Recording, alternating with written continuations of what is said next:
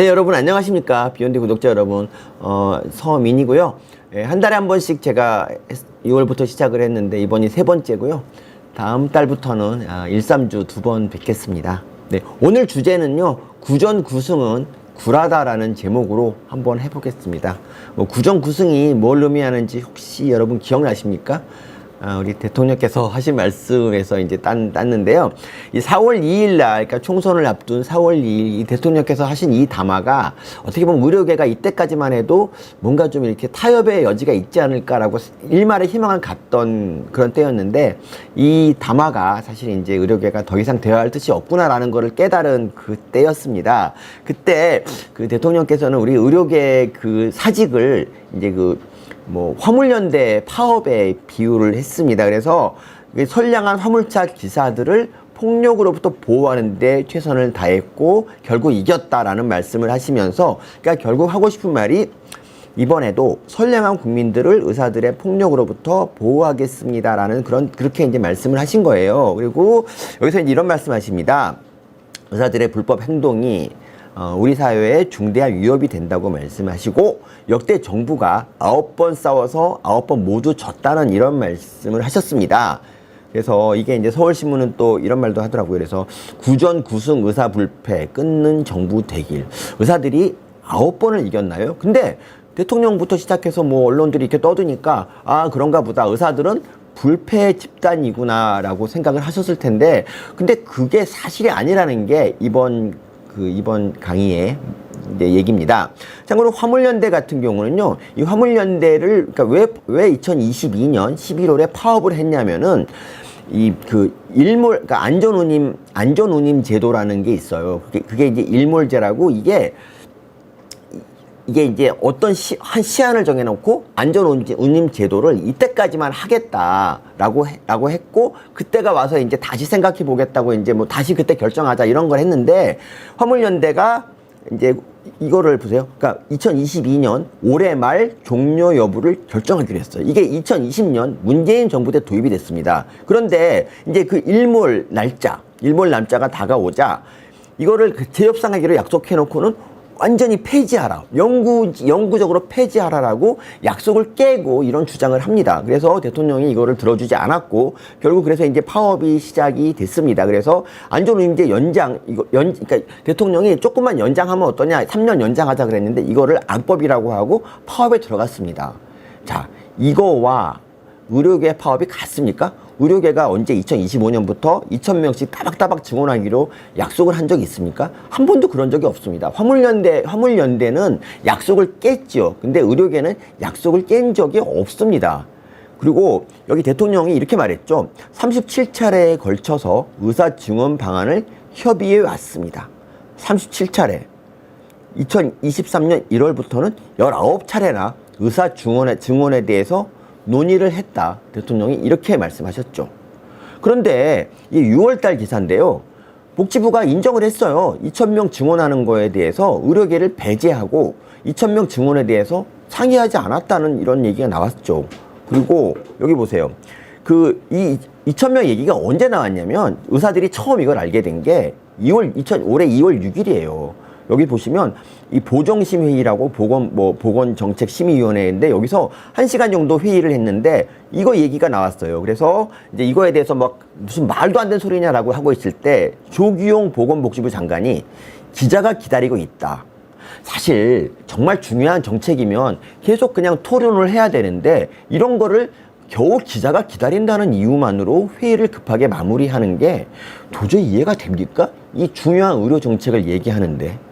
정말 사실상 제가 남인순 이분을 옹호할지 몰랐는데, 이분 말이 사실상 증언을 통보한 것이라고. 통보입니다. 통보. 합의한 게 아닙니다. 그래서 의사 증언 방안을 합의해 왔다는 거는 전혀 사실이 아니죠. 그리고 그러니까 결국 정부 내에서 자기네끼리 그냥 회의를 한 거예요. 자기네끼리 증언할까? 좋아요. 몇 명 할까? 2,000명! 이렇게 한 거에 불과합니다. 그래서 정부 내에서 뭐라 그랬냐면 이렇게 말해요. 그냥 의대 정원 숫자를 정할 때 의사가 부족한가? 네! 부족하다면 얼마나 부족한가? 이 질문을 자기네끼리 가지고 의사를 배제한 채 논의를 했다는 겁니다. 그리고 이번에 이제 그 8월 16일 날 그 의대 증원에 대한 이제 그 교육부 관련해서 그 청문회가 있었습니다. 국회에서.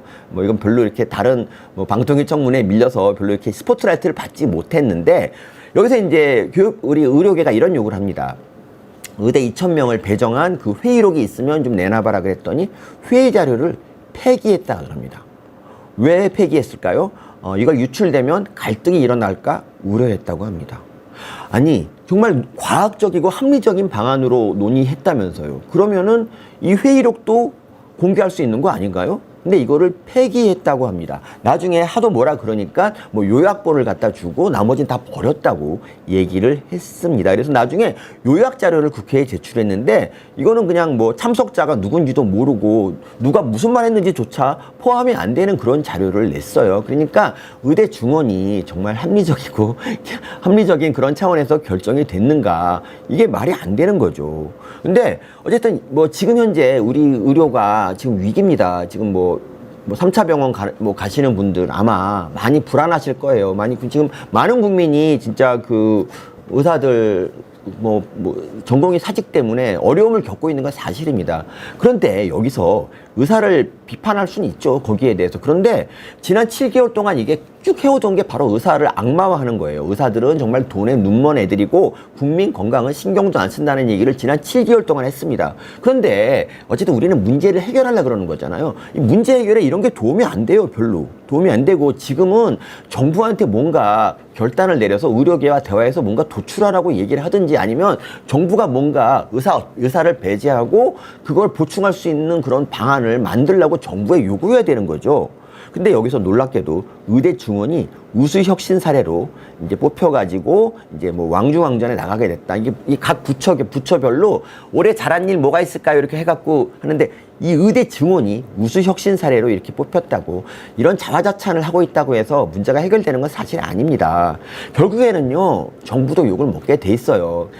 그 2월 달에 비해서 의대 증원을 지지하는 사람의 비율이 조금 떨어졌어요. 제가 알기엔 60% 정도로 떨어졌습니다. 그런데 그래서 지금 댓글도 이런 거 보세요. 이런 옛날 2월 달, 3월 달에 상상할 수 없이 이게 전부 정부 탓이라고 한 이런 K의료 망하게 한 장본인, 이런 거에 대해서 공감 숫자가 더 많습니다. 그리고 이게 중요한 거예요. 그러니까 대통령이 그동안 이제 의료계에 대해서 담화를 많이 얘기하셨어요. 언급하셨는데, 언제부턴가 아예 언급을 안 하고 있습니다. 대통령이 언급을 안 한다고요. 그 와중에 어떤 발언이 나왔을까요, 여러분? 네, 이런 말이 나왔죠. 조규용 보건복지부 장관이 의대 증원 2,000명 내가 결정했다라는 말을 합니다. 이랬습니다.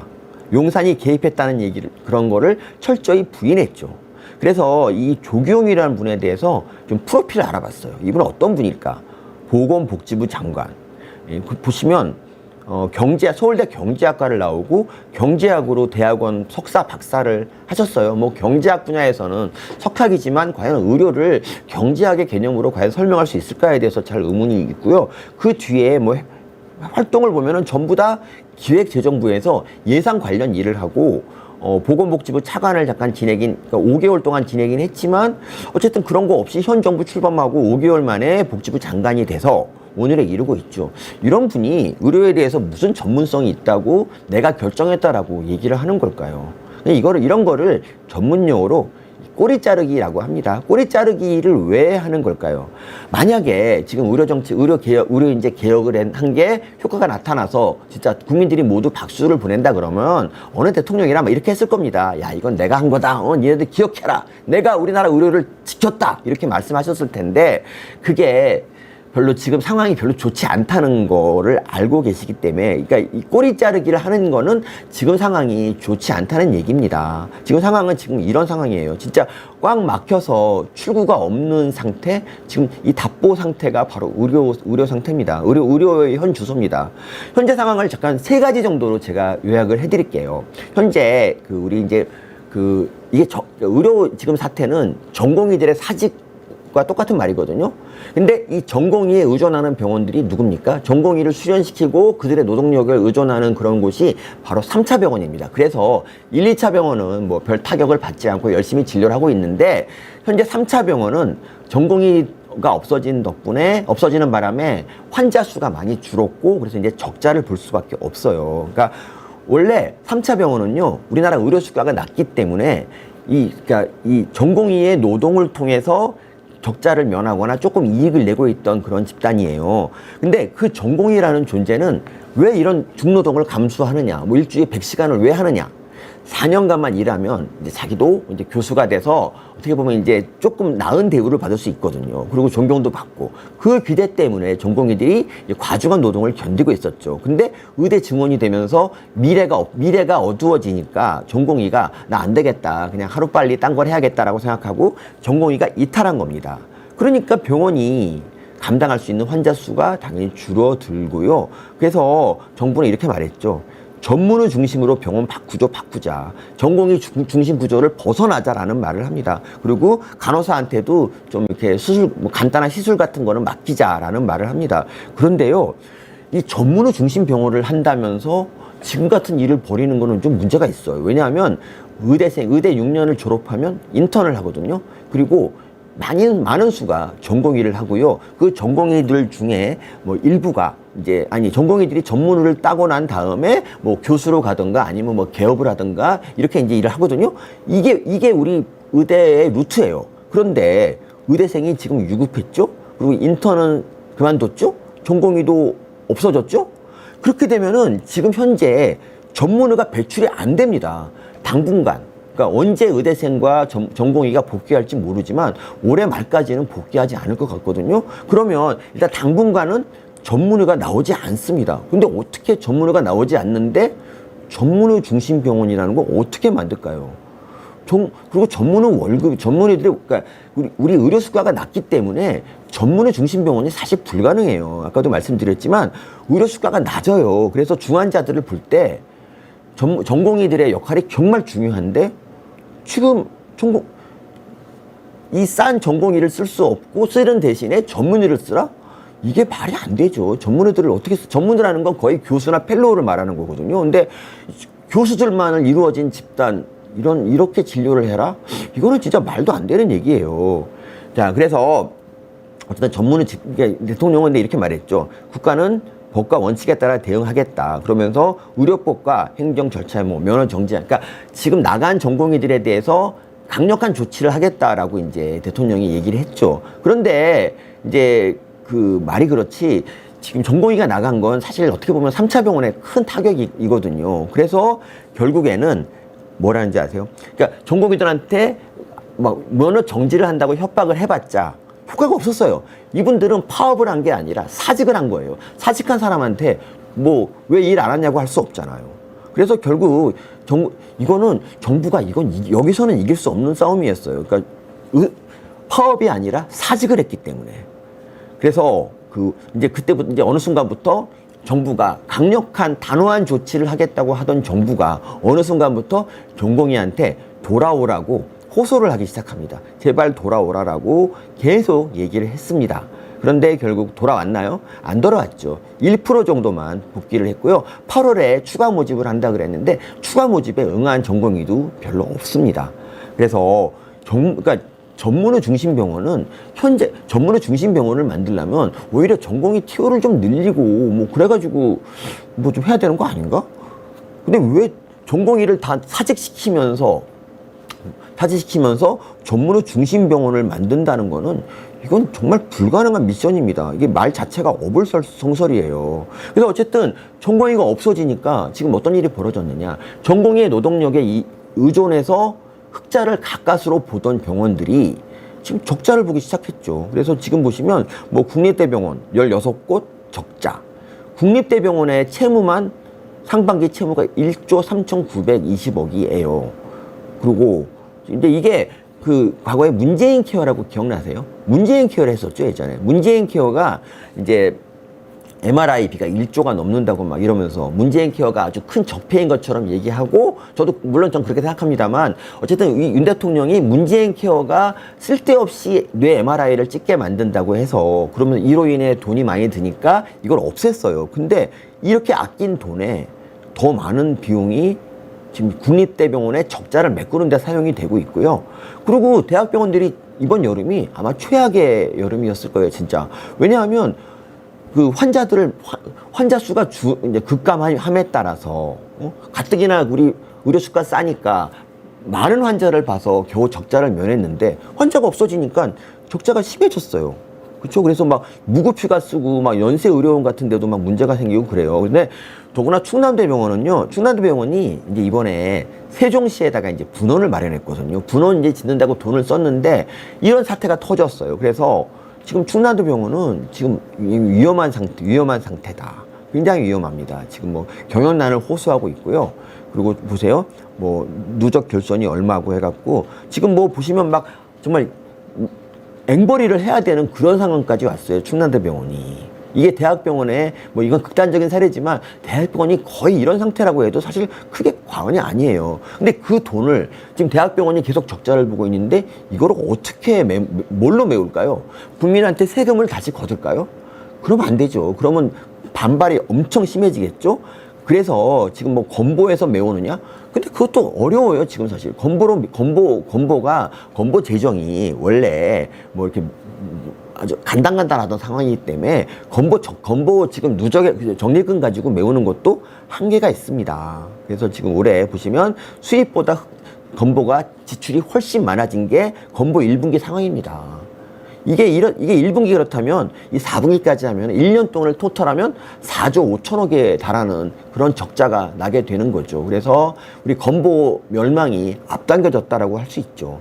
빅5 병원 빅5라고 다를 바 있어요? 세브란스, 무급휴가 80일로 확대, 서울 아산병원 희망퇴직 받는다. 511억 적자.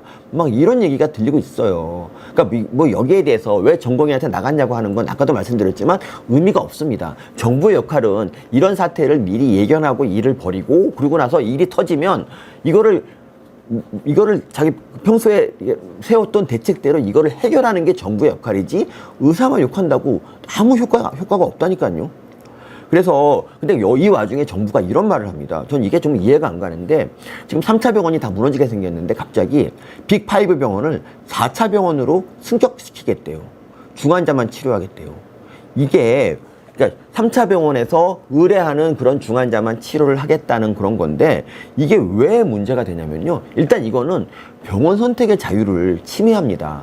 예전에 이런 적이 있었어요. 그러니까 뭐 어떤 자기 집 근처 병원만 뭐 대형 병원만 가야 된다 뭐 이런 법안을 만들려고 하니까 서울 아산병원 근처에 집값이 올랐었어요. 거기 뭐 오피스텔에서 사놓으려고. 그러니까 지금 많은 사람들이 그 빅5를 가야지 나는 산다. 특히 암 수술하는 사람들은 빅5를 무조건 가야 된다. 이렇게 생각하시는 분들이 있어요. 뭐, 사실 뭐 제가 존경하는 이재명 대표 같은 분도 부산대병원을 마다하고 서울대병원에 수술했잖아요. 빅5를 가고 싶은 이 욕구를 왜 이거를 차단하는 거죠? 3차 병원을 갔다가 거기서 의뢰서를 써줘야만 4차 병원에 가야 된다고 하는 거는 병원 선택의 자유를 침해하는 겁니다.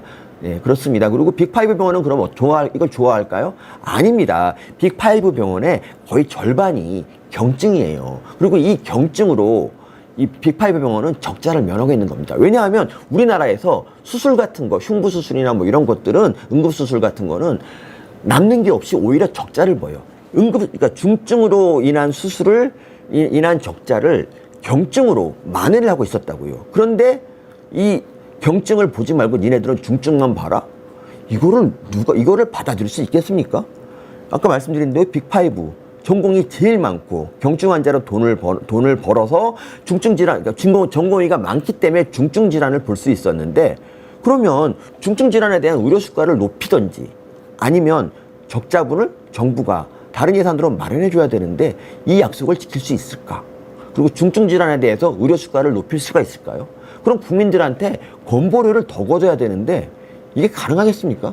이 둘 다 어려운 거예요. 이거는 의료 전달 체계를 고치는 건 뭐 손보는 건 좋은데 지금 상태에서 이걸 하는 거는 좀 문제가 있습니다. 그래서 이거 보세요. 그러니까 만약에 빅5를 중환자 전용으로 만든다 그러면 매년 3조 2천억을 지원해야 됩니다. 이걸 누가 감당합니까? 이거는 지금 아무도 감당 못 하는 거고요. 건강보험료 많이 올리지 않으면 이게 불가능한 얘기입니다. 그래서 이런 얘기를 왜 지금 같은 때 하는지 잘 모르겠어요. 이거를 작년이나 뭐 평소에 했으면은 뭐 그러려니 했겠지만 지금은 이럴 때가 아니에요. 지금 현재 뭐 여전히 근데 뭐 아직도 의대 증원 확대에 긍정적이라고 하는데, 이분들 말하는 거 보세요. 의사는 늘려도 된다. 하지만 건강보험료는 절대 올리면 안 된다고 생각하는 사람들이 거의 80%에 달합니다. 아까 말했지만 지금 의대 증원을 하면 건보료는 자연스럽게 올라갈 수밖에 없어요. 그런데 올리지 말라는데 이런 국민들을 설득해서 의료 증원을 할 수 있을까요? 저는 이게 불가능하다고 봅니다. 자, 지금까지 현재 상황 1 말씀드렸습니다. 현재 상황 1은 3차 병원의 적자, 그로 인한 위기가 이제 첫 번째 상황이고요. 두 번째 상황은 응급의료가 위기입니다. 응급의료가 왜 위기냐. 이번 청문회 때 나왔던 영상을 잠깐 보겠습니다. 영상은 아니고 사진만 보겠습니다. 이분이 조정은 의원입니다. 국민의힘 조정은 의원인데, 이분이 이제 배장한 전 교수라고 있어요. 충북대병원 교수고 심장내과 교수입니다. 이분한테 조정훈이 호통을 칩니다. 왜 호통을 치느냐. 조정훈이 말합니다. 의사가 뭐 마음에 안 들면 파업할 수 있다. 단 파업을 할 때 파업 기간에도 필수 의료나 응급의료 서비스는 유지가 돼야 된다. 이런 말을 하면서 지금 현재 우리나라 의사들이 응급의료 서비스, 필수 의료 서비스를 제대로 제공하지 않고 있다라고 얘기를 하는 겁니다. 근데 사실 이거는 우리는 지금 아까도 말씀드렸지만 이거는 전공의가 그러니까 직을 유지한 채 일을 안 하는 게 파업이잖아요. 사직을 했습니다. 사직. 파업이 아니에요. 그리고 지금 현재 전공의가 빠져나간 자리를 어떻게 하고 있느냐. 대학병원 교수들, 그리고 심지어 보직 교수들까지도 당직을 서면서 메꾸고 있어요. 정말 초인적인 노력을 하면서 진짜 50 넘어서 일주일에 몇 번씩 당직 서면서 버티는 게 과연 쉬울까요? 저는 그분들에게 오히려 감사해야 되고, 진짜 아니 전공의를 욕할 수 있지만 그 자리를 메우는 대학 교수들이 무슨 죄가 있습니까? 근데 그분들을 욕하는 건 말이 안 되는 거예요. 그런데 그래서 이제 조정훈이 물어봐요. 필수 의료 서비스가 잘 제공되고 있다고 판단하십니까? 배정은 이렇게 말합니다. 응급의료, 수술, 중환자실 의사를 내보낸 적이 없다. 거기 교수들이 달라붙어서 응급의료를 지키고 있습니다. 필수 의료를 지키고 있다고요. 자, 여기까지 말했습니다. 그러니까 정말 비겁하게 조정훈이 이렇게 말합니다. 이 치트키 조규용 복지부 장관한테 물어봅니다. 이분이 의료는 잘 모르는데 어쨌든 보건복지부 장관으로 나와서 의료 얘기를 하고 있는데, 이분이 뭐라 그랬냐. 조정훈, 필수 의료와 응급의료 상황이 파업 전과 똑같습니까? 라고 말합니다. 그러니까 조규용, 그렇지 않습니다.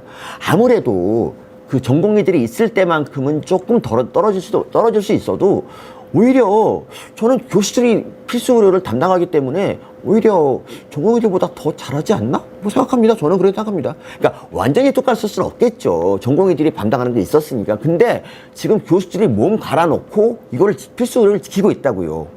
근데 조정훈이 이런 말을 합니다. 얼마나 나쁩니까? 응급치료 자체의 차질을 빚고 있습니다. 저는 이 조규용이라는 사람이 지금 현재 응급실 상황이 어떤지 일부러 알고 그랬으면 진짜 인간도 아니고요. 모르고 이런 말을 했다 생각합니다. 현장에 가보지도 않고 교수들이 얼마나 노력하는지 그냥 알지도 못한 채 이런 말을 했다 생각합니다. 근데 이 조정훈이라는 사람, 둘 다 조씨네. 이 조정훈이라는 사람은 이렇게 말합니다. 이 조규용의 답변을 근거로 우리 배장한 전 교수, 충북대 심장내과 교수한테 호통을 쳤습니다. 네가 못하고 있지 않냐? 라고 얘기했습니다. 근데 배장한 교수가 이렇게 말합니다. 지금 상황은 필수 의료가 전공의에게 과도하게 의존하도록 구조화된 탓인데, 전공의가 나갔기 때문에 그전보다 미흡한 거는 뭐 사실이다. 하지만 우리는 최선을 다하고 있다는 그런 절규의 절규. 그런데 조정훈은 호통을 합니다. 호통을 칩니다. 이렇게 말합니다. 증인, 뭐 하시는 거예요? 이 자리는 사실 증인이 아니야. 참고인이야, 참고인. 무슨 증인이야? 이 자리는 증인이 웅변하는 자리가 아닙니다. 제가 인격 모독한 적 있어요? 뭐 하시는 겁니까, 저게? 이런 말을 합니다. 조정훈이 이렇게 말할 자격이 있을까요? 전 정말 이 말이 정말 열받았습니다. 자기가 뭐라고, 우리나라 지금 이제 의료에 1도 도움을 안 준 인간이 이 배장한 이분한테 왜 그렇게 말하는 거죠? 조정훈은 스스로 문과생이고 의료 모른다 그랬습니다. 그러면 알아보고 얘기를 하던가. 전혀 모른 채 조규영의 그 한마디 가지고 배장한 교수를 욕을 합니까? 이 사람은 공인회계사 출신이고요. 의료 관련된 그런 직종에 근무해 본 적도 없어요. 겉으로 아는 거, 남의 말을 듣고 아는 거는 한계가 있습니다. 자기가 직접 현장에서 경험하지 못하면 얘기를 알 수 없는 게 있어요. 근데 지금 조정우는 그런 알량한 지식으로 배장한 교수를 호통을 쳤습니다. 배장한 교수 어떤 분일까요? 충북대에서 대한 심장내과, 그 어렵다는 심장내과를 담당하고 계셨습니다. 근데 이분이 7월 14일자로 사직을 했는데, 그 이유가 이제 의대 증원을 놓고 이제 갈등하다가 결국에 이제 작게 해서 사직서가 수리가 된 건데, 예, 7월 14일자로 이제 뭐 그 직을 면함, 사직을 했습니다. 근데 여기에 대해서 유튜브 댓글이긴 하지만 이렇게 이제 어떤 분이 댓글을 썼어요. 30년간 밤에 핸드폰 옆에 두고 전화 오면 뛰쳐나가서 응급 환자 보던 분이다. 응급을 안 보는 게 아니고 하는 만큼 했지만 이제 더 이상 못하겠다라고 사직하는 건데, 주 100시간씩 대기하던 사람이 더 못하겠다고 하는 게 죄냐? 근데 왜 소리를 지르냐? 조정우라라고 얘기를 하고 있습니다. 자, 진짜 지난 6개월, 7개월 동안 의대 교수들은 뼈를 갈아 넣습니다. 전 이 나이에 전공의 때 하던 일을 다시 반복하고 있다는 거, 이게 얼마나 대단한 겁니까? 저는 정부가 이런 거에 대해서 대책을 세워주거나 최소한 감사하다는 이런 의사라도 전달해야 되는 거 아닙니까? 의대 교수들은 일 열심히 하는데 왜 의대 교수한테 화를 냅니까? 자기가 뭐라고? 특히 응급의료는요, 정말 이건 24시간 뭐 돌아가는 거잖아. 이거는 있잖아요. 전공의들은, 그러니까 전공의가 없으면 응급실 당직을 누군가 서야 돼요. 응급의학과 의사들이, 응급의학과 교수들이 응급실을 커버해야 된다고요. 그런데 지금 응급의학과 의사들이 지금 많이 아파요. 지금 몸이 다 정상이 아닙니다. 사람이 하루만 잠을 안 자도 우리 나이 때는 한 3일 정도 그냥 푹 쉬어야 회복이 되거든요. 그런 거 없이 당직을 되풀이하고 있습니다. 그래서 지금 어쩔 수 없이 몸이 내가 죽을까봐 사직을 하고 있습니다. 네. 자, 순천향대 천안병원이라고 있습니다. 이제 천안에는 순천향병원이 있고 단대병원이 있는데, 순천향병원이 응급실을 중단했어요. 운영을 중단했어요. 이게 7월달 얘기인데, 그러니까 교수들이 사직을 했어요. 8명 있었는데 4명이 사직을 했습니다. 교수 4명이 사직을 했습니다. 남은 4명이서 해야 된다? 8명이면은요, 월수 금 당직을 설 수 있어요. 근데 4명이 갔어. 그러면 4명이서 매일 당직을 서야 돼. 이게 가능한 일일까요? 당직 쓴다고 다음날 가는 것도 아니야. 다음날 아침부터 또 진료해야 돼, 계속.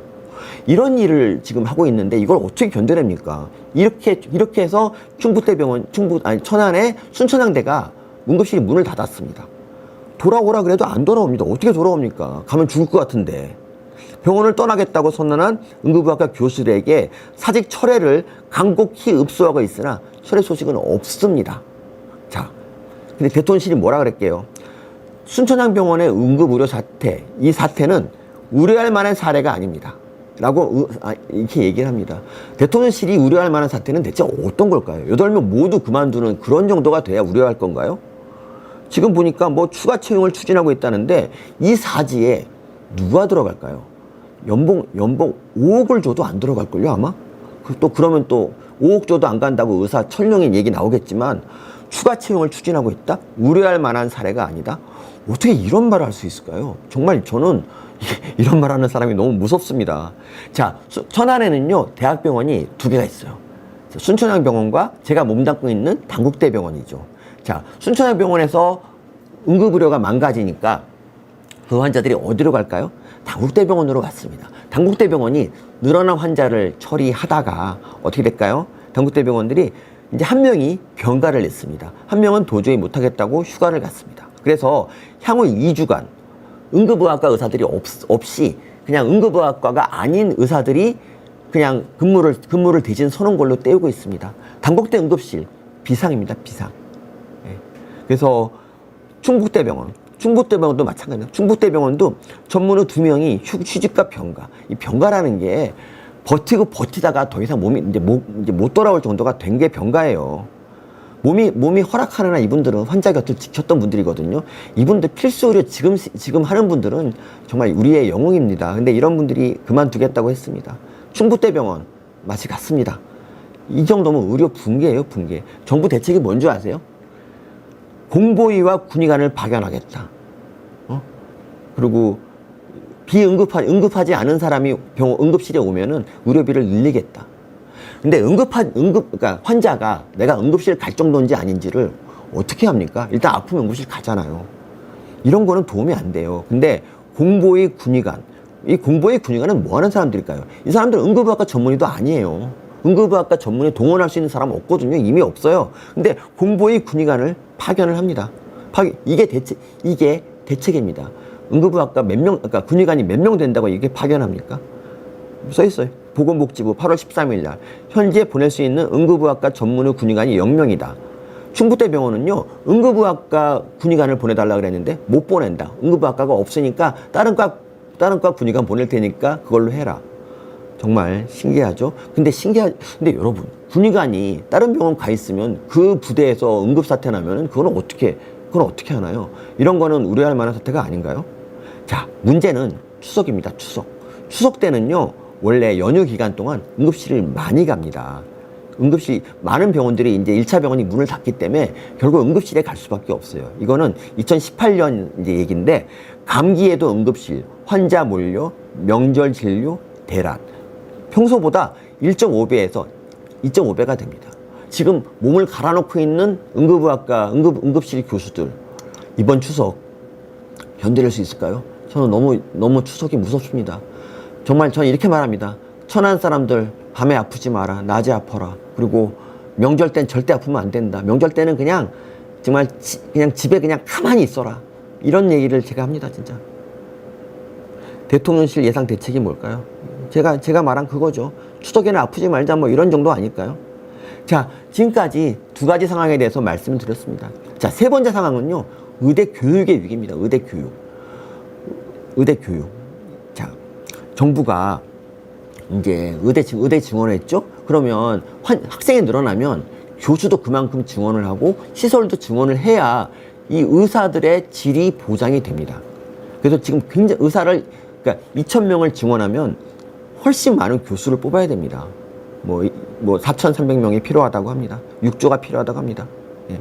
40개 의과대학에서 이렇게 필요하다고 합니다. 예. 근데 지금 의대 교수를 늘리기는커녕 지금 많은 교수들이 병원을 떠나고 있습니다. 255명이 병원을 떠났습니다. 얼마 전에 서울대병원 흉부외과에서 57세밖에 안 된 임청 교수님이 심근경색으로 이제 사망했습니다. 이 사망에 대해서 우리 사회는 너무 조용합니다. 이 택배 노조원이 사망했을 때 뭐 정부가 죽였다라고 난리가 나고 매스컴이 그렇게 떠들었는데, 그리고 야당도 막 뭐라고 했는데, 여기 임청 교수가 사망했는데 세상은 너무 조용합니다.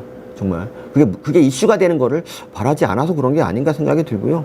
어쨌든 그래서 지금 이 말도 안 되는 2,000명 증원, 뭐 정확히는 배정한 거 따져 1,500명인데 이 증원이 대체 왜 이런 짓을 했을까요? 여러분, 의대 증원을 할 때 누구 말을 들어야 됩니까? 증원된 의사를 교육시킬 수 있을지를 그 교육을 담당하는 사람들한테 물어봐야 되는 거 아닙니까? 그 담당하는 사람은 누구죠? 당연히 의대 교수죠. 예를 들어서 49명에서 200명으로 늘리겠다. 이건 얘네 할 수 있냐라는 말을 누구한테 해야 됩니까? 당연히 의대 교수한테 해야 된다니까요. 이걸 교육을 담당할 사람이니까. 근데 그 당시에 충북대병원 같은 경우는 충북대 총장이 우리가 몇 명 증원할까를 결정했습니다. 그러면서 이렇게 말합니다. 200명 정도 되면은 한 강의실에서 수업하지 않고 2개 반으로 나눠 수업하겠다. 의대 강의는요, 여러분, 그 병원 환자를 보던 분들이 시간 내서 강의를 하는 거거든요. 근데 이거를 그 없는 시간 쪽에서 환자보다 왔는데 이거를 똑같은 강의를 2번 하라고요? 이런 나라가 세상에 있나? 저 이걸 잘 모르겠네. 그리고 더 우려되는 거는 병원 실습입니다. 병원 실습.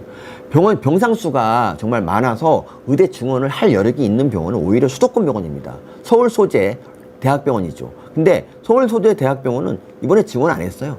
왜냐하면 이번 의대 증원의 명분을 지역 의료 활성화로 했기 때문에. 그래서 지방병원만 증원했는데, 의대 증원, 충북대 같은 경우 배두수가 780배든가 그래요. 병상수가 780병상이에요. 거기 의대 3, 4학년이 어떻게 병원 실습을 할까요? 그러려면 그 규모를 한 3배 정도 늘려야 이게 가능한데, 이러려면 돈이 얼마나 많이 들어요? 전 이해가 되지 않습니다. 그래서 어떤 분이 이런 글을 썼어요. 충북대병원 가봤어요? 응? 서울대병원의 3분의 1밖에 안 됩니다. 교육이 제대로 될까요? 이렇게 말을 합니다. 그래서 배장하 선생님도 이걸 지적했어요. 200명이 입학하면 아무리 교수가 발바둥을 쳐도 임상 실습과 인턴 수용, 전공의 수용 이런 게 안 돼. 제대로 된 의사로 키워낼 수 없다고요. 그래서 사직한다고 합니다. 그러면서 이런 말도 하죠. 이번 증원 조치를 근거 없이 결정하고 부역한 인간들을 그냥 보기 어렵습니다라고 얘기했습니다. 네. 이런 말 합니다. 대학과 병원을 자기의 입지 상승을 위한 디딤판으로 여기는 총장을 저격을 합니다. 네. 그래서 이게 아까도 말했지만 어떻게 이렇게 말도 안 되는 증원이 결정됐을까? 치사하게 의대 교수들의 의견은 철저히 묵살하고 대학 총장들한테 서한을 그러니까 물어봅니다. 질문서를 보냅니다. 야, 니네 몇 명 증원할래? 원하는 거 써. 근데 대학 총장들은 다 어떤 상황일까요? 대학 등록금이 15년 동안 오르지 않았기 때문에 대학이 요새 많이 어려워요. 근데 학생을 증원하라? 너무 좋죠. 의대생 한 명이 1년에 등록금 10명씩 내거든요. 1,000만 원 내거든요. 10명이면 1억 원이에요. 자, 50명만 되면 얼마일까? 5억 원입니다. 5억 원. 이 재정은 대학에 큰 힘이 되거든요. 그래서 막 써냈습니다. 그래서 의대 증원 신청이 3,401명. 이게 총장들이 원한 증원 규모입니다. 여기는 당연히 의대 교수들, 담당자와 상의하지 않았습니다. 그래서 의료계에서는 자제해달라고 요구했지만 자제를 전혀 하지 않았고요. 대학 총장들은 이렇게 말했습니다. 지금 아니면 우리 대학 정원들 언제 늘리겠냐라고 하면서 이렇게 늘렸습니다. 돈 때문에 그랬던 거죠. 돈 때문에. 그리고 다 돈 때문은 아니에요. 경북대 총장 있지 않습니까? 경북대 총장은 의대 정원을 250명을 신청했어. 어마어마하게 그러니까 지금 2배로 늘리는 그런 건데 이분이 왜 이런 말 했을까요? 그 3월 달에 민생 토론회를 했는데 거기에 윤 대통령이 참여했거든요. 그 자리에서 의대 정원을 250명으로, 원래 지금 110명인데 250명으로 늘리겠다고 했습니다. 이거 왜 그랬을까요? 누구랑 상의한 게 아니라 그냥 내가 대통령 왔으니까 잘 보여야겠다라고 얘기한 거죠. 그 증거가 뭘까요? 이분이 그 다음에 좀 있다가 국민의힘 비례대표로 신청을 했습니다. 정말 이렇게 의대 증원이 정말 이 어떻게 신중히 결정돼야 될 의대 증원이 이렇게 한 사람의 정치적인 입지를 다지기 위한 그런 수단으로 사용됐던 이런 말도 안 되는 일도 있었습니다. 그리고 우리 이번에 이제 청문회 때 그 이주 장관, 교육부 장관 이분이 이런 말을 한 게 전 충격입니다. 제가 전에 한번 말씀드렸잖아요. 의대는 그러니까 본과 1학년 때 배운 거를 본과 1학년 때 배우지 못하면 본과 2학년에 배우는 걸 따라갈 수가 없습니다. 예를 들어 심장의 구조를 우리가 알지 못하면 심장의 병리, 심장 수술 같은 거를 할 수 없잖아요. 그래서 우리는 한 과목만 F가 나와도 유급을 시킨다고 말씀드렸죠. 그런데 우리 이지호 교육부 장관이 이렇게 말합니다. 한 과목만 F를 맞아도 진급을 못하는 의과대학 구조는 세계적인 기준에 부합한다고 생각하지 않는다. 우리나라 의료가 우수한 의사가 배출됐던 이유가 그러니까 거의 세계 최고의 의료를 지금 펼칠 수 있었던 이유는 뭐냐면 지금 현재 의대 교육 시스템이 정말 후하기 때문이고요.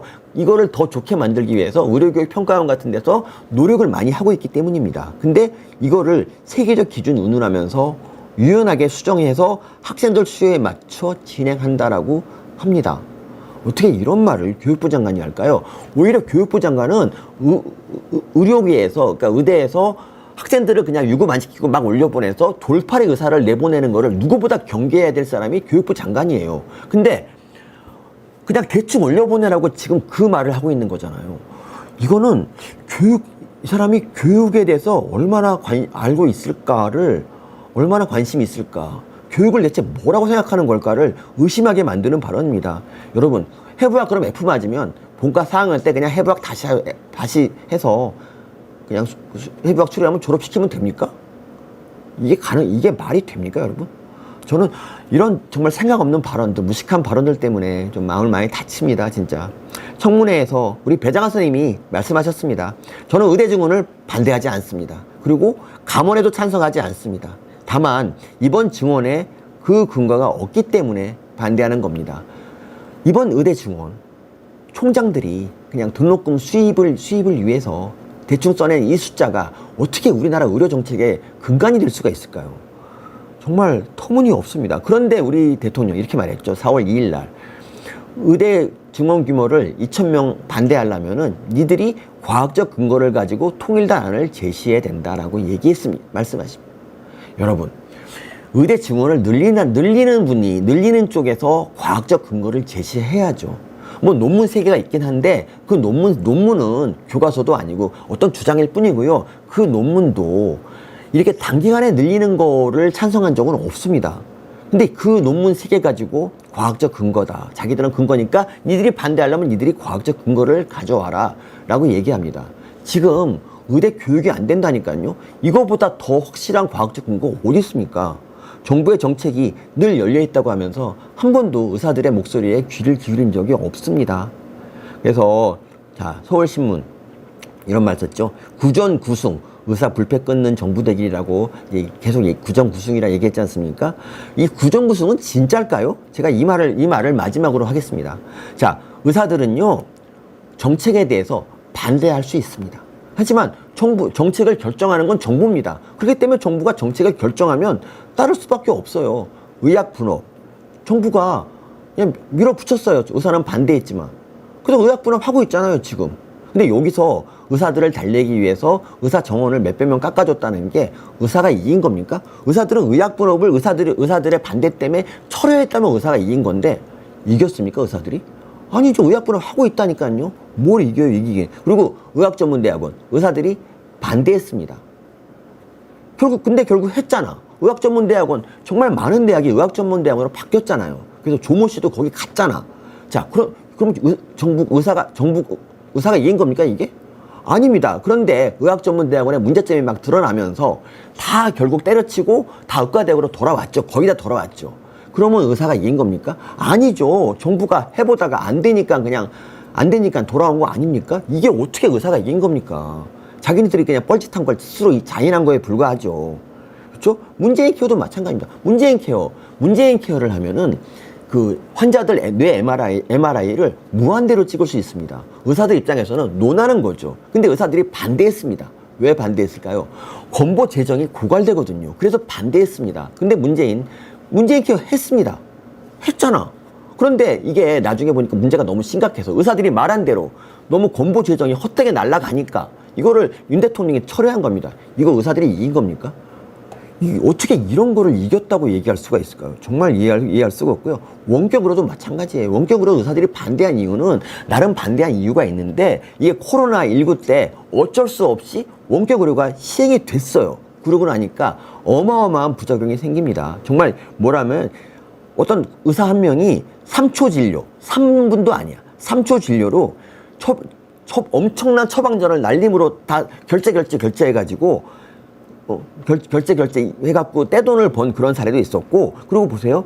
사후 피임약을 비대면으로 모텔 가기 전에 남녀가 비대면으로 모텔 가기 전에 사후 피임약을 처방을 받았고요. 그리고 원래 그러니까 보험이 안 되는 여드름 치료제를 이 비대면 진료를 통해서 다 급여로 받았어요. 이래서 건보 재정을 낭비했어요. 그렇기 때문에 지금 이게 안 되겠다 해서 부작용이 너무 심해서 이번에 민주당 의원들까지도 이거 문제 있다라고 계속 반대. 이게 의사들이 이긴 겁니까? 정말 이해가 안 됩니다. 역대 정부들이 9번 싸워 9번 모두 졌다는 거. 이거는 구라입니다, 구라. 그리고 의사들의 직역 카르텔이 갈수록 공고해졌다는, 전 이게 무슨 말인지 잘 모르겠습니다. 정말 전 동의할 수 없고요. 어쨌든 저는 그래서 이번 의료 사태 지금 출구가 보이지 않습니다. 근데 제가 그런 거예요. 그러니까 지금 현재 개혁이라고 한다면은 이걸 의료 개혁이라고 말씀하시려면 이 고통, 지금 당장 응급실 붕괴되고 의대 교육 개판으로 된다. 하지만 이 고통을 참고 이기면 저 멀리 좀 밝은 세상이 온다. 뭐 이런 약속을 할 수 있어야 되는데 지금 과연 좋아지고 있습니까? 앞으로 미래는 좀 나아질까요? 전혀 그런 게 아닙니다. 저는 제가 보기에는 문재인 케어를 반대했던 게 왜 반대했지 싶은 게 뭐냐면 지금 현재 일어나는 일들이 문재인 케어에 570배, 사실 5만 7천 배 더 큰 파국을 일으킬 것 같아서 그렇습니다. 우리 사회에 전문의가 사라져, 그러니까 의대 교수가 사라지는 그런 날이 올 것 같아서 너무 무섭고 필수의료가 완전히 붕괴될까봐 무섭습니다. 이게 진짜 지금 그 꽉 막힌 이 터널 여기서 윤 대통령이 해야 될 건 뭔가요? 정말 훌륭한 지도자는요, 자기 실수를 약간 인정하고 다시 머리를 맞대고 대화하는 게 정말 훌륭한 지도자입니다. 여기서 나는 모르니까 고집 계속 피우거나 아니면 이제 야, 큰일 났다. 나는 뭐 갈 테니까 니들이 알아서 해라라고 미루는 거. 이건 답이 아닙니다. 대통령이 직접 나서서 이 문제 해결하셔야 됩니다. 의료계랑 다시 머리 맞대고 대화하시면 좋겠습니다. 대통령이 왜 그런 이상한 생각을 하셨는지, 왜 2,000명 증원이라는 말도 안 되는 생각을 하셨는지, 그거를 한번 그러니까 의료계와 한번 대화를 하면서 한번 좀 허심탄회하게 얘기해 주면 좋겠습니다. 그래서 여러분, 제가 오늘 너무 이렇게 댓글 하나도 못 읽어드리고 욕만 했는데, 뭐 불쾌하셨던 분들은 우리 은곰이 사진 보면서 좀 푸시기 바랍니다. 저희 강아지고요. 너무 미모가 뛰어난 강아지를 보면서 좀 참으시고요. 어쨌든 제가 프랑스와 조스카님, 행운소망님, 그리고 왕자님 계시구나. 안녕하세요. 예, 여호78님, 예, 꽃나무님, 많은 분들이 들어와 계셨습니다. 근데 제가 일일이 뭐 답을 못 드려서 죄송합니다. 슬라이드가 108장이 되니까 마음이 초조해서 그랬습니다. 너그럽게 이해해 주시고요. 네. 그러면 저는 오늘 이제 이만 끝내고요. 9월 첫 주 수요일에 다시 돌아오겠습니다. 여러분, 안녕히 계십시오. 감사합니다.